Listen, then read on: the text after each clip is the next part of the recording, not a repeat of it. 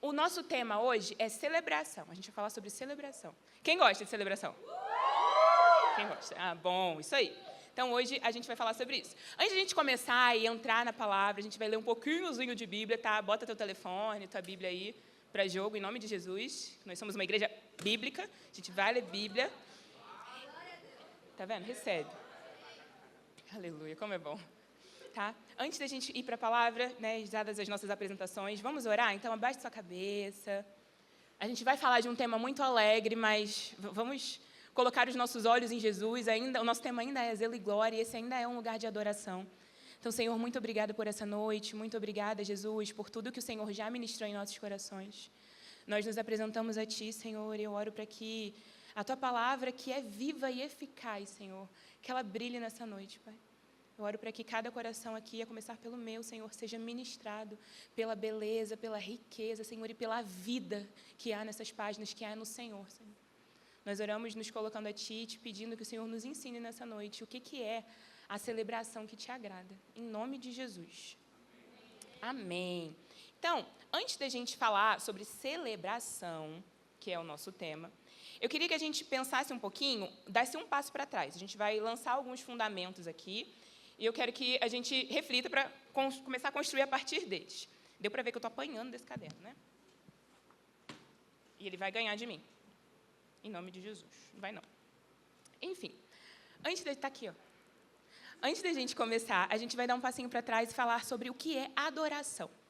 A adoração, a gente vê, assim, todo o tema da Bíblia é adoração, é adorar a Jesus. E a resposta natural a encontrar o Senhor é a adoração. Quem encontra Deus, o adora. Essa é a única alternativa. Já viu? Não sei o que acontece quando você toma um susto.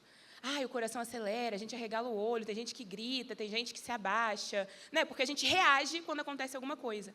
Quando nós encontramos a Deus, é isso que acontece, a gente adora.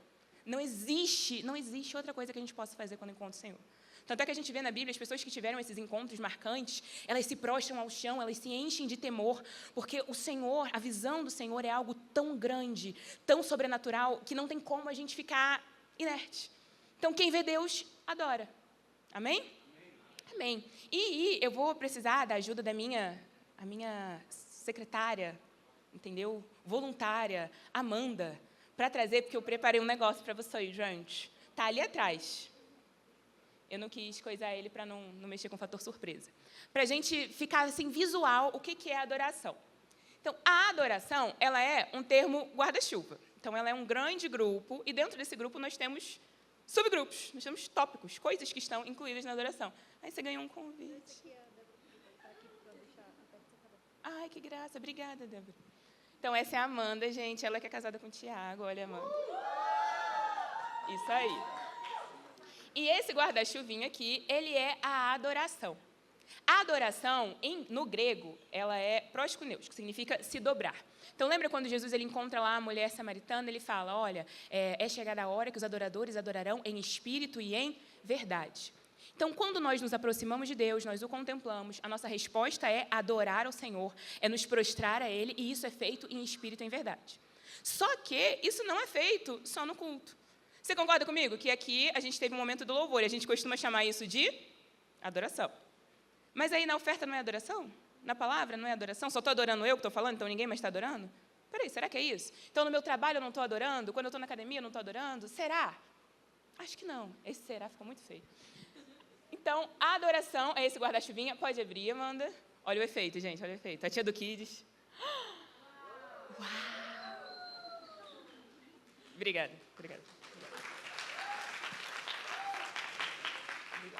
Então, dentro da adoração, nós temos muitas coisas. Então, olha só, não dá para ler, mas eu vou ler para vocês. A meditação, meditar nas Escrituras, é uma forma de adorar. O jejum é uma forma de adorar. Lá no Novo Testamento, em Lucas, a gente vê a profetisa Ana, que vai dizer que ela adorava com jejuns no templo. Aqui, a gente tem a contemplação, que é a gente olhar para a natureza, olhar para a criação e falar, nossa, Deus é bom. Eu sou muito fã de contemplação, gente, é a minha coisa. Enfim, canções é uma forma de adoração. Não estava no escrito, está ótimo. Jejum, o jejum eu já falei. Aqui, nós temos as ofertas, então aquilo que a gente acabou de fazer agora, as ofertas são uma forma de adoração, o louvor, que pode ser canções ou não. Tem gente que canta mal, gente, que louva só com palavras, entendeu? Eu escrevo poeminha e é isso. E tem quem dança. Obrigada, Amanda. E aí, a caridade, ela é uma forma de adoração, e nós entramos... Obrigada. Só porque eu sou. E nós entramos no tema da noite, que é a celebração. Então, a celebração, ela está incluída na adoração. Por que é importante a gente falar isso? Muito obrigada, Amanda. Palmas para Amanda, gente. Por que é importante a gente pensar nisso? Muitas vezes, eu vejo que é um erro comum, a gente, até no louvor, a gente separa as músicas em músicas de adoração, música de celebração. Então, se você jogar no YouTube, música de adoração, é uma música toda grave, assim, tua voz me chama. Então, a adoração é isso, né? Quando eu estou assim. E se eu estou celebrando, eu não estou adorando. Se eu estou celebrando, eu estou fazendo qualquer outra coisa. Será que é isso? Spoiler, não é. Entendeu? A celebração, caiu aqui, ela faz parte do culto a Deus e ela é exigida como uma disciplina. A celebração, ela é algo tão inerente ao caráter de Deus, que a gente vai ver mais para frente que o nosso Senhor, Ele instituiu festas. Deus, Ele é um Deus que celebra. E Ele nos convida a celebrar junto com Ele. Então, a partir de hoje, em nome de Jesus, saia daqui consciente de que celebração não é quando o Arthur vem e começa, tchá, tchá, tchá, vem para frente. Isso não é celebração. Celebração é muito mais do que isso, é um estilo de vida de triunfo, de quem sabe que Jesus venceu. Não é? Olha isso. Nem estava no esboço. Então, finalmente, vamos abrir a nossa Bíblia lá no Salmo 100. É nesse texto que a gente vai começar, né, o nosso trilho. Esse relógio me amassa. Lá no Salmo 100 diz assim, vocês abriram? Está aqui atrás? Não está aqui atrás. Olha que bonito. Salmo 100 diz, celebrai com júbilo ao Senhor todas as terras. Qual que é a primeira palavra? Celebrai. Ele está dando opção? Gente, isso daqui é um infinitivo. Ele está dando uma ordem. Então, celebra. Celebrai com júbilo ao Senhor todas as terras. Servi ao Senhor com alegria. Apresentai-vos diante dele com cântico. Sabei que o Senhor é Deus. Foi Ele que nos fez e dele somos o seu povo e rebanho do seu pastoreio. Entrai por suas portas com ações de graças e nos seus átrios com hinos de louvor. Rendei-lhe graças e bendizei-lhe o nome, porque o Senhor é bom e a sua misericórdia dura para sempre, de geração em geração a sua fidelidade. Esse salmo aqui, o título dele é Hino de Ingresso ao Templo. A gente não sabe se foi Davi que escreveu, então vamos falar do salmista. O salmista está dizendo que quando a gente entra no templo, quando a gente entra na presença do Senhor, a gente entra celebrando. Então ele fala, olha, celebrai com júbilo, é celebrar com intensidade. Essa palavra aqui, Antigo Testamento hebraico. Essa palavra aqui no hebraico, ela é, não vou me atrever a falar, mentira, vou sim, é ruá, que significa literalmente gritar. Isso aí. Isso aqui. Quando o salmista escreveu esse salmo, o que ele falou é, quando você entrar na presença do Senhor, quando você entrar no templo, você entra gritando, celebrando, reagindo à grandeza daquilo que te cerca. Entendeu? Isso é sério demais. Sabe, não sei quantos aqui gostam de assistir esporte, enfim, eu sou uma pessoa, assim, terrivelmente competitiva, entendeu? Mesmo que eu seja péssima no esporte, eu vou ganhar no grito, entendeu? Quem já me viu, literalmente, é sério, eu berro a competição toda, mesmo que eu não me mexa, entendeu? Não fui no aniversário, não gastei uma gota de suor, mas gritei.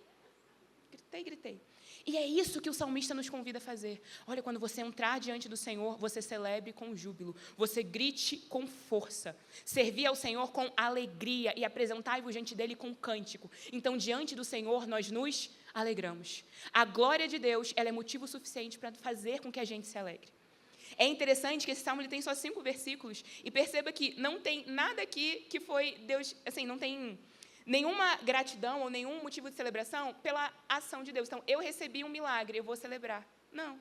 O convite do salmista é, porque o Senhor é bom, porque a sua misericórdia dura para sempre e porque Ele é fiel.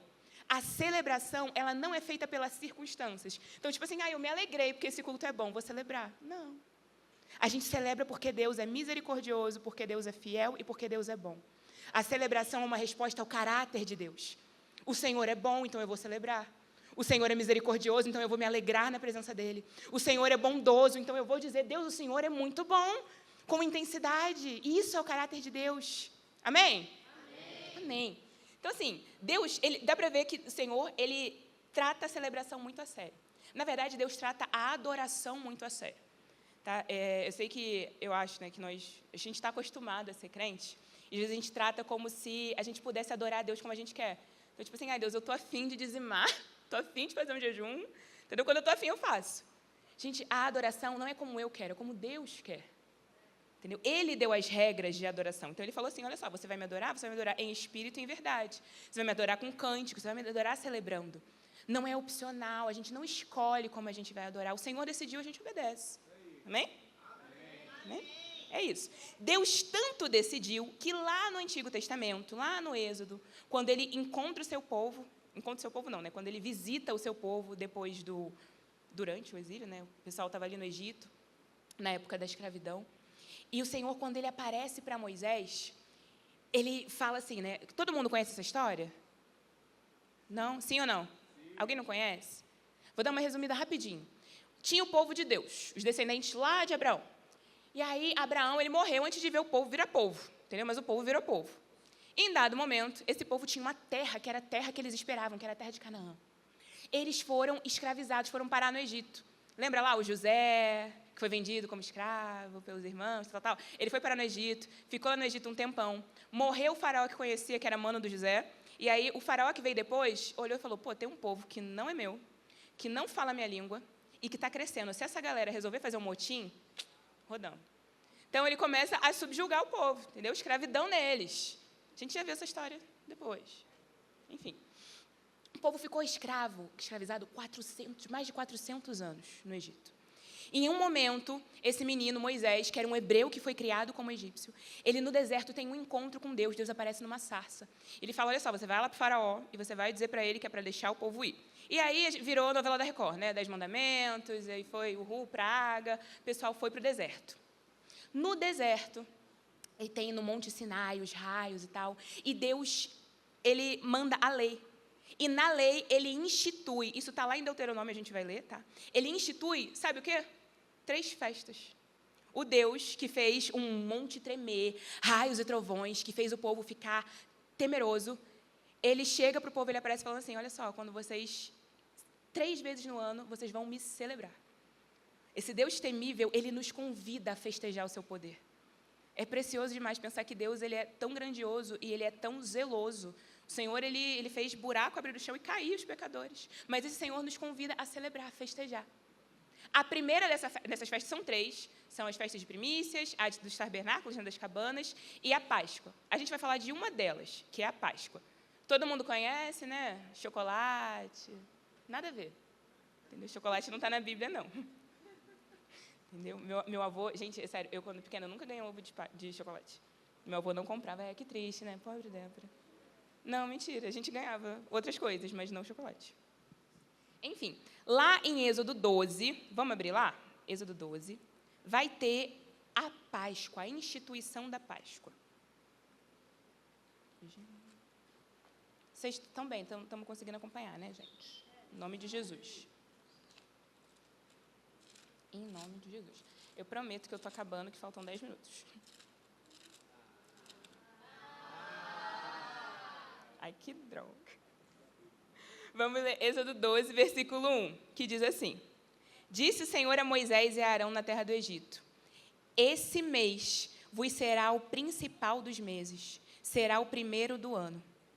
Falai a toda a congregação de Israel, dizendo: aos 10 desse mês, cada um tomará para si um cordeiro, segundo a casa dos seus pais, um cordeiro para cada família. E ele continua, enfim, dando as instruções sobre como vai fazer isso. E lá no versículo 12, ele vai dizer, o Senhor vai dizer: porque naquela noite passarei pela terra do Egito e ferirei na terra do Egito todos os primogênitos, desde os homens até os animais, efetuarei juízo sobre todos os deuses do Egito. Eu sou o Senhor. A Páscoa, ela é um marco da libertação do povo de Deus para uma vida de liberdade. Então, eles saem do domínio do Egito e eles vão para onde? Para a Terra Prometida? Não, para o deserto. É doido pensar que, às vezes, Deus ele vai nos tirar de um lugar péssimo e botar a gente num lugar menos péssimo, mas que ainda não é a Terra Prometida. Entendeu? Eu não sei quantos aqui conhecem o Rio de Janeiro, mas imagina, eu lá no Rio de Janeiro morava num lugar horrível, chamado Realengo. E aí tem um lugar menos pior, que é Campo Grande. É tipo assim, ascensão social, entendeu? Quem sai de Realengo vai morar em Campo Grande, venceu na vida. Mas ainda não é bom, porque ainda tem milícia. Entendeu? Ainda tem tudo, tem rua que não tem asfalto. Eu não vou dar exemplo de Brasília porque fica feio, né? Vocês moram aqui, não vou ficar. Tem que dar exemplo de lá. Mas imagina que Deus ele tirou um povo do Egito, da escravidão, e ele não colocou esse povo automaticamente em Canaã. Ele levou esse povo para o deserto. E ele falou, é no deserto que vocês vão me celebrar. Quando Moisés ele vai lá para o faraó, ele fala, olha só, deixa o meu povo ir, caminho de 3 dias para que me sacrifiquem no deserto. O ponto é que na nossa vida, na nossa jornada, muitas vezes, na maioria das vezes, quase todas, a gente não vai sair de uma situação muito péssima e ir logo para a vitória. O povo ficou 40 anos no deserto, 40 anos. E 40 anos celebrando a mesma festa, que era a Páscoa. Eu queria muito, assim, algo que eu quero que a gente reflita e que eu quero que fique no nosso coração é que a gente precisa celebrar os feitos antigos do Senhor, mesmo que sejam repetidos, porque eles não quer dizer que eles sejam menores. Aquilo que Deus fez com o povo de tirar da escravidão do Egito não ficou menor durante esses 40 anos. Ele ainda assim destronou todos os deuses, ele ainda assim matou primogênitos, ele ainda assim fez um rio virar sangue por amor ao seu povo. Deus ainda interviu, mesmo que tenham passado 40 anos. E aí, imagina a gente, a gente fica tipo assim, nossa Deus, qual vai ser a próxima vitória? Será que a gente não consegue celebrar pela antiga? Eu não estou aqui falando contra a ambição, tá? Todo mundo tem que ter sonhos e a gente crê que, assim, Deus sempre tem mais para fazer. Mas o Senhor nos chama a celebrar, a reconhecer aquilo que Ele já fez. Foi por isso que Ele instituiu as festas. Então, imagina o povo, 40 anos, comendo uma comida que caía do céu, maravilhosamente, com roupas que não se desgastavam, andando à beça, sem uma varizes, aleluia, entendeu? Ficando muito tempo em pé, coluna de nuvem, coluna de fogo, milagre a rodo. E o Senhor lembrava, chamava as pessoas a celebrarem a saída do Egito. Trazendo para nós hoje, todos nós em algum momento estivemos no Egito, mesmo aqueles que nasceram na igreja, eu falo por mim. Não sei vocês, mas eu lembro do dia em que eu conheci Jesus, eu lembro quem eu era antes, entendeu? Uma pecadora miserável.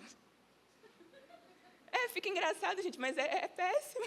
Se hoje, enfim, hoje ainda estou passando pela graça, antes de ser encontrada por Cristo, entendeu? Era uma vida de tristeza, a vontade que eu tinha era de sumir. E uma vida sem esperança, uma vida escrava dos nossos desejos. É isso que vai dizer lá em Isaías 53, todos nós andávamos desgarrados, como ovelhas sem pastor. E aí o Senhor fez que o nosso castigo caísse sobre o Cordeiro Pascal, que é Cristo. Esse é um milagre digno de ser celebrado e não é um milagre menor só porque se passaram 2000 anos. Ainda é algo que deve nos inspirar a mesma celebração, a mesma alegria de pensar que eu não valho nada, nada, mas Deus morreu por mim. Amém? Aleluia. Eu prometo que... Agora é sério, então faltam 6 minutos. Linkando com a semana passada, lembra que o Tiago lá falou sobre... Isso aí, aprenderam. Vamos abrir, já estamos caminhando para o final, vamos abrir lá em Coríntios, 1 Coríntios, primeira carta de Paulo aos Coríntios, no capítulo 5, versículos 7 e 8. A gente vai ler só um pedacinho, tá? Vai dizer assim, Senhor... Recapitulando, o Senhor nos libertou da escravidão do pecado, nos libertou da terra do Egito, da imundície, da impureza, dos deuses falsos. E nos levou, entendeu? Nos prometeu chegar a Canaã. O deserto é onde a gente está agora. A gente está passando aqui por essa vida, na companhia de Deus, crendo que Ele vai prover, porque Ele vai, amém? E aí, lá em Coríntios, Paulo vai dizer assim, lançai fora o velho fermento, 5, versículo 7, para que sejais nova massa, pois como sois de fato sem fermento.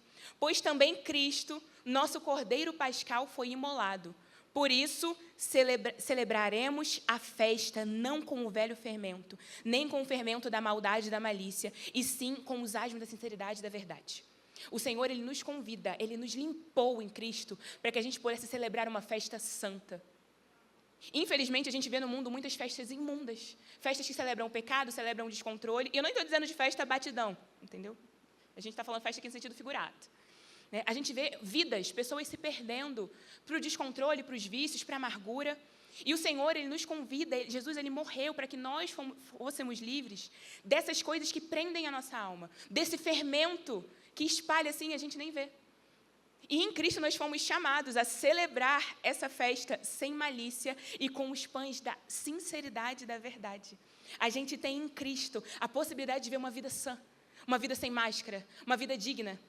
Tem noção que Jesus, ele viu o nosso pecado, ele não nos rejeitou por ele. Ele nos chamou para uma mesa, ele nos chamou, nos vestiu para uma festa. Porque Jesus morreu por nós. Isso é muito precioso. Indo para o nosso último texto, e, enfim,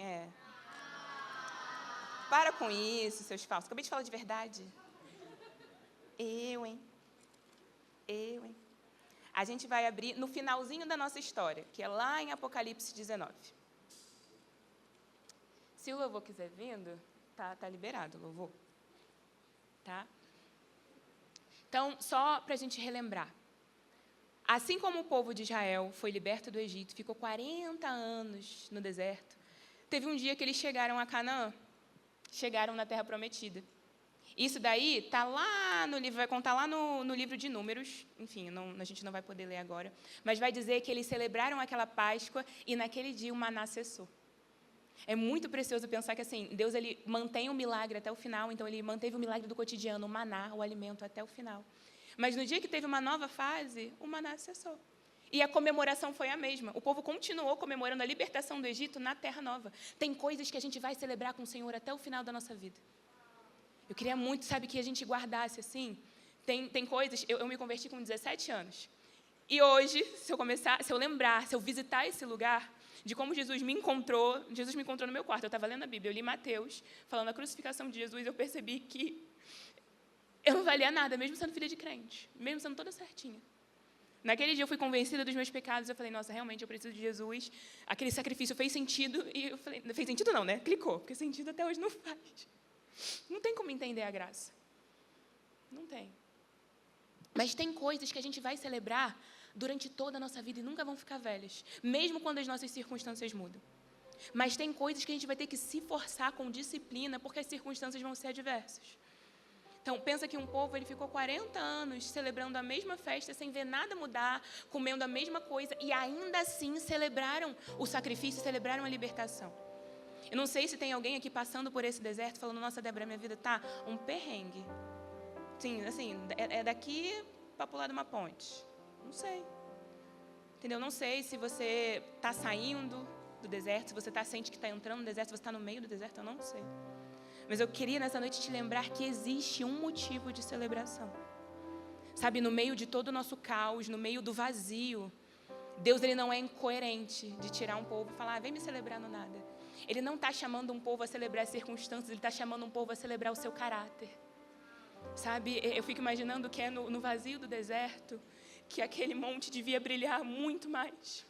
Sabe, às vezes no nada, assim, que a gente vê que a bondade do Senhor, ela não depende daquilo que o outro está fazendo por mim, ela não depende do lugar onde eu moro, ela não depende do emprego que eu tenho, a bondade do Senhor, ela é.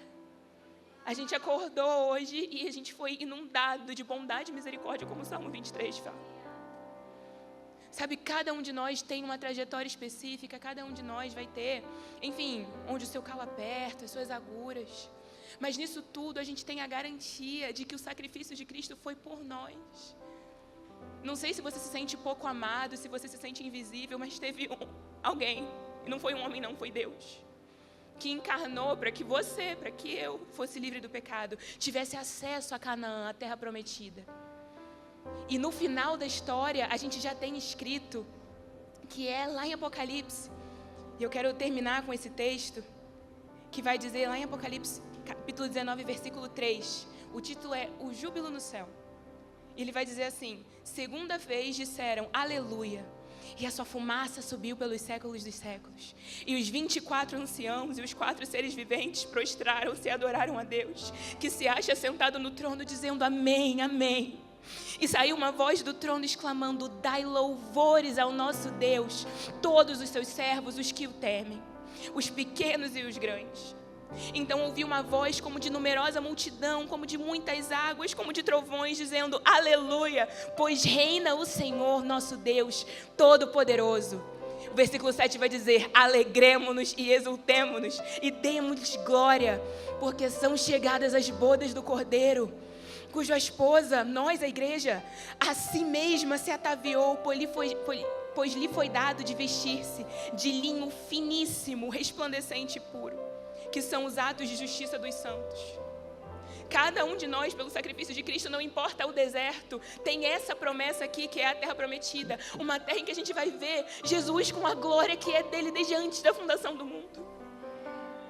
Sabe, a gente é convidado a esse culto, o propósito desse culto, zelo e glória, e da gente falar sobre celebração. Não é a gente celebrar, ai que legal, não só isso, né? O testemunho que a gente tem aqui na terra, mas é celebrar que o nosso amado venceu, e nós participamos da vitória de Cristo. Tem noção de que a gente tem uma alegria superior, que é a alegria de que eu tenho uma promessa que não passa. Uma promessa que é ouvir essa voz como de muitas águas dizendo que o Cordeiro venceu. Cada um de nós recebeu essa entrada para uma festa para o qual a gente não tinha nem roupa. A gente não tinha vestes para essa festa.